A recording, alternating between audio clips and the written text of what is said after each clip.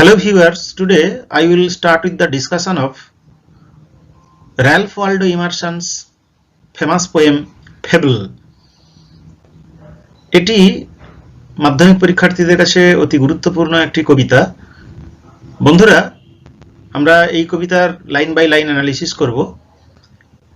Ralph Waldo Emerson একজন ফিলোসফারও ছিলেন। In this poem, Emerson tells us not to judge others and try to understand that people who are unlike us also have qualities that we don't have. For example, in this poem, he has very clearly made it understandable to us that the mountain may be able to carry forests on his back, but he cannot crack a nut like a squirrel. Actually, Fable কবিতাতে তিনি একটি কোয়াল দেখিয়েছেন, একটি ঝগড়ার মধ্য দিয়ে mountain এবং কাঠবেড়ালির মধ্যে ঝগড়া চলছে, যে ঝগড়ার মধ্য দিয়ে আমরা বুঝতে পারবো পৃথিবীতে তথা প্রকৃতিতে ছোট বড় সবারই প্রয়োজন রয়েছে। তো চলো বন্ধুরা, আমরা এই কবিতার পুঙ্খানুপুঙ্খ আলোচনায় প্রবেশ করি। Actually, Fable is written by Ralph Waldo Emerson. Ralph Waldo Emerson 1803 to 1882, তিনি 1803 সালে জন্মগ্রহণ করেন, 1882 সালে প্রয়াত হন। Was an American essayist, lecturer and poet. His famous poems include Concord Hymn and Brahma.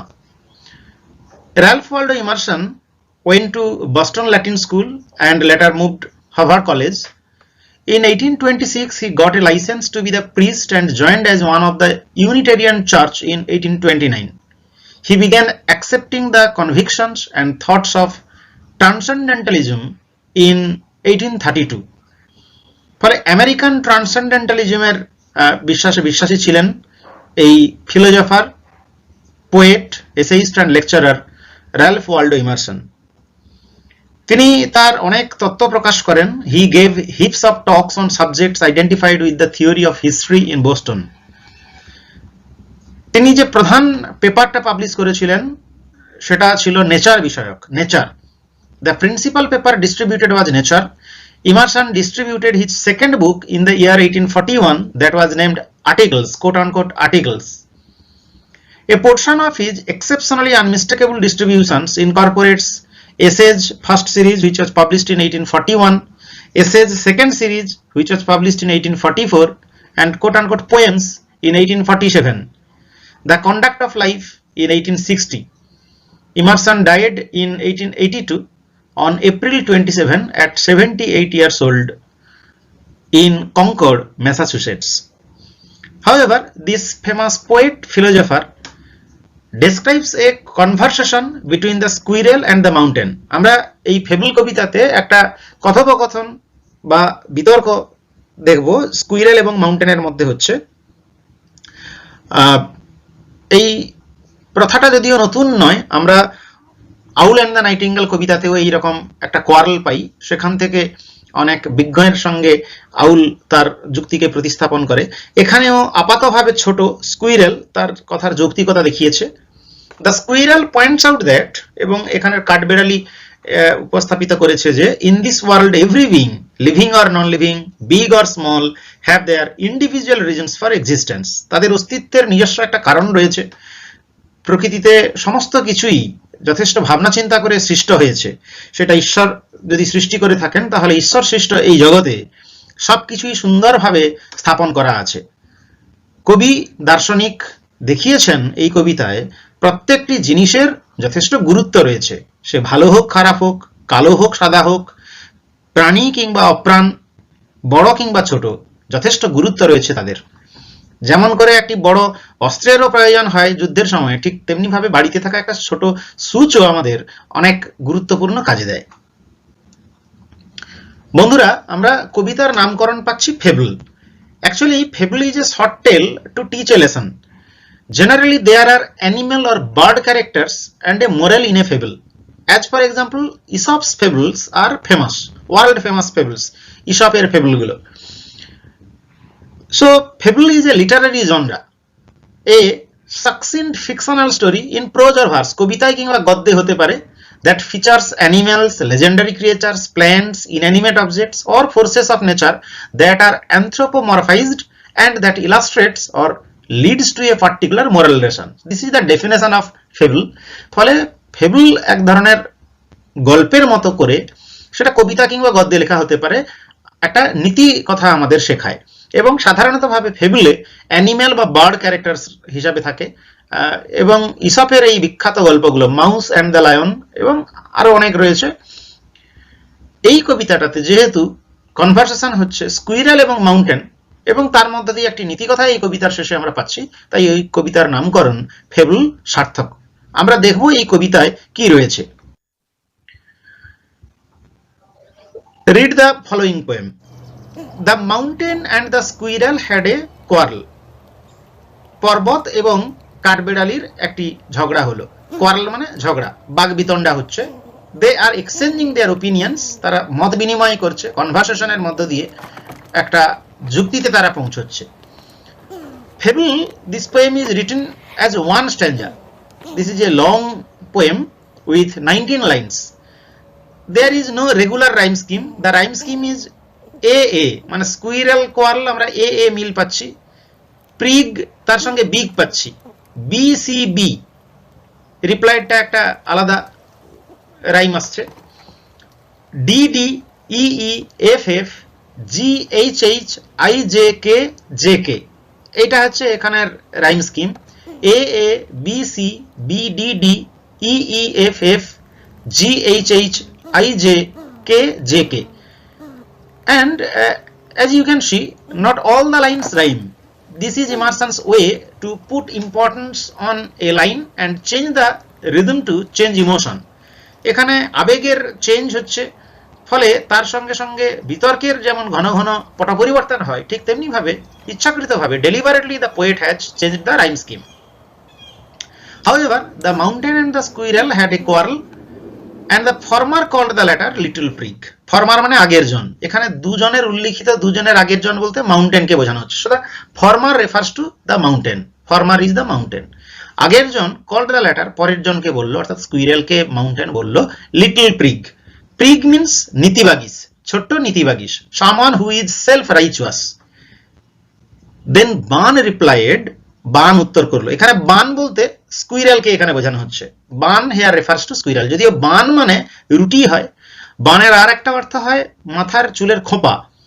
আসলে কাঠবেড়ালির লেজটা খোঁপার মতো ফোলানো থাকে বলে তাকে বান বলা হয়েছে। এখানে কাঠবেড়ালিকে মাউন্টেন লিটল প্রিগ বলে যদিও সম্বোধন করেছে, এখানে ব্যঙ্গাত্মক একটা দৃষ্টিভঙ্গি রয়েছে। ছোট্ট নীতিবাগিস যে মুখে লম্বা লম্বা কথা বলে, নীতির কথা বলে, তাকে নীতিবাগিস বলে খোঁচা দিয়েছে অতিকায় দেহের মাউন্টেন। এরা যেন অ্যানথ্রোপোমরফাইজড ক্যারেক্টার্স, এরা মাউন্টেন এবং স্কুইরেলের মধ্যে ঝগড়া হচ্ছে।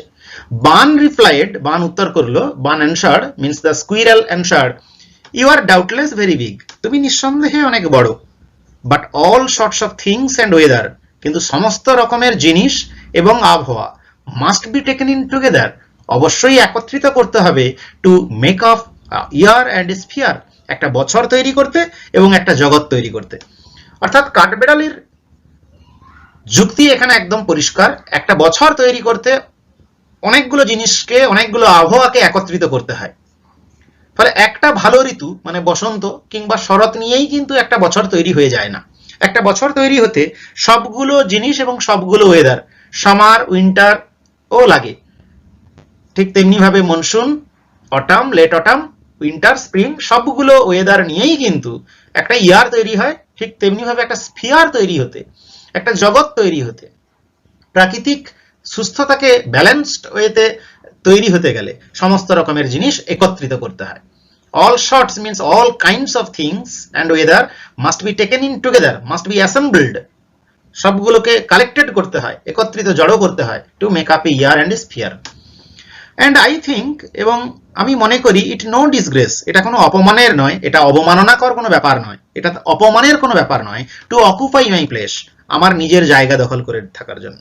অর্থাৎ the squirrel is self conscious that he is short, কিন্তু সে যে ছোট, স্মল, শর্ট, এর জন্য কিন্তু ইনফিরিয়ার কমপ্লেক্সিটি তার মধ্যে নেই।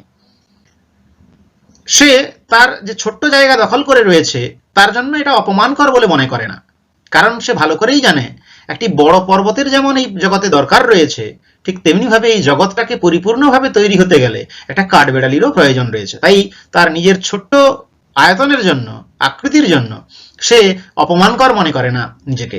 এবং আমরা সবাই জানবো, আমাদের জানা উচিত যে একটি বড় জিনিসের যেমন গুরুত্ব রয়েছে ঠিক একটি ছোট জিনিসেরও তেমনই গুরুত্ব রয়েছে। তাই আমরা কখনোই ইনফিরিয়ার কমপ্লেক্সিটিতে ভুগবো না। Next, if I am not so large as you, আমি যেমন করে তোমার মতো বড় নই, you are not so small as I, তুমিও আমার মতো ছোট নও। The very fantastic logic has been expressed by the squirrel. সে বলছে আমি যেমন তোমার মতো বড় নই, এখানে সিমিলি অলঙ্কার ব্যবহার করা হয়েছে, পজিটিভ ডিগ্রিতে রয়েছে। You are not so small as I, তুমিও তেমনি আমার মতো ছোট নও। And not half so spry, এবং তুমি আমার মতো অর্ধেক প্রাণচঞ্চল এবং এনার্জেটিক, স্পিরিটেড নও। You are not so half spirited, half energetic as me. কারণ আমরা জানি বড় পর্বত দ্রুত তার স্থান পরিবর্তন করে না, এক জায়গা থেকে অন্য জায়গায় দৌড়াদৌড়ি করতে পারে না কাঠবেড়ালির মতো, কিন্তু কাঠবেড়ালি খুব তিড়িং বিড়িং করে লাফায়। তাই এটা কাঠবেড়ালির একটা যেমন প্লাস পয়েন্ট, ঠিক তাই সে বলছে আমি তো তোমার মতো বড় নেই, যেমন তুমি আমার মতো ছোট নও। I will not deny you make a very pretty squirrel track. Yes, you have your positive points, you have your merits. আমি তো অস্বীকার করব না, I will not deny, আমি অস্বীকার করব না, means I will admit you make a very pretty squirrel track. তুমি খুব সুন্দর একটা কাঠবেড়ালির যাতায়াতের রাস্তা তৈরি করে দাও। Track means way. আমরা জানি পর্বতের ভিতর দিয়ে, পর্বতের গা বেয়ে কাঠবেড়ালি বেশ হেঁটে যেতে পারে, চলে যেতে পারে, সেই জন্য পর্বত যেন একটা কাঠবেড়ালির রাস্তা তৈরি করে দেয়। ট্যালেন্টস ডিফার, এটা ভেরি ভেরি ইম্পর্টেন্ট একটা লাইন এবং ফিলোসফিক্যাল লাইন। আপাতভাবে এটা একটা সহজ সরল কবিতা, কিন্তু এর একটা ডিপ ইমপ্লিকেশন রয়েছে। The very simplicity of the poem is deceptive, just like Robert Frost's poem. Robert Frost আর একজন আমেরিকান বিখ্যাত কবি, তার কবিতার মধ্যে আমরা যেমন যে সরলতা পাই সেটা ভ্রান্তিমূলক সরলতা, এই কবিতায়ও তাই রয়েছে। তিনি বলছেন ট্যালেন্টস ডিফার, কাঠবেড়ালি যুক্তি সাজিয়ে বলছে যে বিভিন্ন প্রাণীর, বিভিন্ন জিনিসের বিভিন্ন গুরুত্ব রয়েছে, বিভিন্ন জনের বিভিন্ন রকমের মেধা বা প্রতিভা রয়েছে। তাই প্রতিভা আলাদা আলাদা হয়। সবাই তো আর দৌড়াতে পারে না, কিংবা সবাই ক্লাসের ফার্স্ট বয় হতে পারে না, কিন্তু যে হয়তো ক্লাসে পড়াশোনা ততটা পারে না, সে ভালো রান্না করে। কেউ হয়তো ভালো রান্না করতে যে পারে, আমরা জানি সে ভালো হয়তো ক্রিকেট খেলতে পারে না, আবার যে ভালো ক্রিকেট খেলে সে হয়তো দেখা যাবে যে অন্য কোনো গুরুত্বপূর্ণ কাজ করতে পারে না। তাই বিভিন্ন জনের বিভিন্ন রকম প্রতিভা রয়েছে। All is well and wisely put, সবকিছুই সুন্দর এবং সুন্দর জ্ঞান সমৃদ্ধভাবে রাখা রয়েছে। অর্থাৎ পৃথিবী তেমনভাবেই সৃষ্টি হয়েছে যেখানে বিভিন্ন জিনিস, বিভিন্ন বস্তু, বিভিন্ন প্রাণীর বিভিন্ন মেধা রয়েছে, সেই মেধাগুলোকে সুন্দরভাবে সাজানো রয়েছে। তাই we should not criticize what is inferior to us. আমরা আমাদের চেয়ে যে সমস্ত ক্ষুদ্র জিনিস বা তুচ্ছ জিনিস, সেগুলোকে কখনোই তুচ্ছ জ্ঞানে হেয় করব না। কারণ আমরা জানি যে বন্ধু আমাদের ধরো বর্তমান পরিস্থিতিতে সাহায্য করতে পারছে না, দেখা যাবে যে তার মধ্যে এমন কোনো গুণ রয়েছে সে আমাদের অন্য কোনো পরিস্থিতিতে সাহায্য করতেই পারে। তাই কখন কোন জিনিসটি আমাদের প্রয়োজনে লাগবে, কখন কোন বন্ধুর কোন প্রতিভা বিকশিত হবে, আমরা কেউই জানি না। তাই আমরা অন্য কাউকে অপমান করার আগে দুবার ভাববো, কারণ talents differ, all is well and wisely put. কাঠবেড়ালি তারপরে যুক্তি দিয়ে বলছে if I can not carry forests on my back neither can you crack a nut. আমি যেমন একটা বনকে আমার পিঠে বইতে পারি না, কারণ আমরা জানি এটা পর্বতের একটা পজিটিভ পয়েন্ট, পর্বত তার পিঠে করে ধরে রাখে একটা জঙ্গলকে, একটা বনকে। If I can not carry woods on my back, কাঠবেড়ালি বলছে আমি যেমন পিঠে করে বন বহন করতে পারি না, neither can you crack a nut, তুমি ঠিক তেমনি ভাবে একটা সুপুরিকে কাটতে পারবে না, বা একটা বাদামকে, শক্ত বাদামকে তুমি ভাঙতে পারবে না, কারণ তুমি তোমার জায়গা থেকে নড়তেই পারো না। ফলে বিভিন্ন জনের বিভিন্ন রকম ট্যালেন্ট রয়েছে। Mountain can carry forest, a mountain can create a pretty squirrel track. It is big, it is large in size. Yes, these are the good points, merits of the mountain. But the squirrel also equally has merits. A squirrel can crack a nut. A squirrel is spry, yet he is small. ফলে একটা স্কুইরেলও সমান গুরুত্বপূর্ণ, সমান প্রতিভাবান, সে যথেষ্ট talented in his own way. ফলে এই কবিতা একটা সুন্দর শিক্ষামূলক কবিতা, মরালিস্টিক poem. Friends, the tough words that we have learned. Prig. Prig means one who puts on an appearance of being morally correct. যে নীতিবাগী, নীতিগতভাবে যে সত্য বলে বা সঠিক বলে যে নিজেকে উপস্থাপিত করে। Bun means squirrel. Spry means full of life and energy. প্রাণবন্ত, ছটফটে, তাকে স্প্রাই বলা হয়। To analyze the poem Fable, written by Ralph Emerson, is an example of a short poem with a great message that is being portrayed in a very simple manner. খুব সহজভাবে একটা দুর্দান্ত message এই কবিতায় দিতে চেয়েছেন কবি Ralph Waldo Emerson. The poem has a very elegantly sent and important message. Every creation of nature has a significant role to play. The poem starts with an argument between the mountain and the squirrel about the importance of the squirrel in nature. The poem explains how one should never undervalue oneself. নিজেকে ছোট করা উচিত নয়, যেমন করে কাঠবিড়ালি বলেছে যে আমি নিজে ছোট জায়গা দখল করে রয়েছি, কিন্তু তার জন্য এটা অপমান করা আমার কাছে নয়। One should also never look down upon someone else. অন্য কাউকে ঘৃণা করাও ঠিক তেমনি ভাবে আমাদের উচিত নয়। Every individual has their own importance and without them there might be an imbalance in the whole system. প্রত্যেকটি মানুষের, প্রত্যেকটি প্রাণীর নিজস্ব গুরুত্ব রয়েছে এবং সেটি যদি না থাকে গোটা সিস্টেমেরই একটা ভারসাম্য বিঘ্নিত হবে। আমরা জানি একটি প্রকৃতিতে যেমন ঈগলের দরকার, ঠিক তেমনি ভাবে খাদ্য শৃঙ্খলকে মেনটেন করতে গেলে একটি ছোট পিঁপড়েরও দরকার, একটি ব্যাঙেরও প্রয়োজন রয়েছে। সাপকে বেঁচে থাকতে গেলে একটি পিঁপড়েরও দরকার, পিঁপড়ে খাবে ব্যাঙ, ব্যাঙকে খাবে সাপ, সাপকে খাবে ঈগল, এইভাবে একটা ভারসাম্য রক্ষিত হবে। তাই তো কবি বলেছেন all is well and wisely put. This explains how every individual and every other creation of nature is useful and nothing is pointless. All of us have been created for some purpose. আমরা প্রত্যেকেই কোনো না কোনো উদ্দেশ্যে সৃষ্ট। We have been made in such a way that we are interdependent on each other. আমরা একে অপরের উপর নির্ভরশীলও বটে। We cannot survive completely on our own. Talents always differ. Everybody is good at something or the other and should never be judged only based on their shortcomings.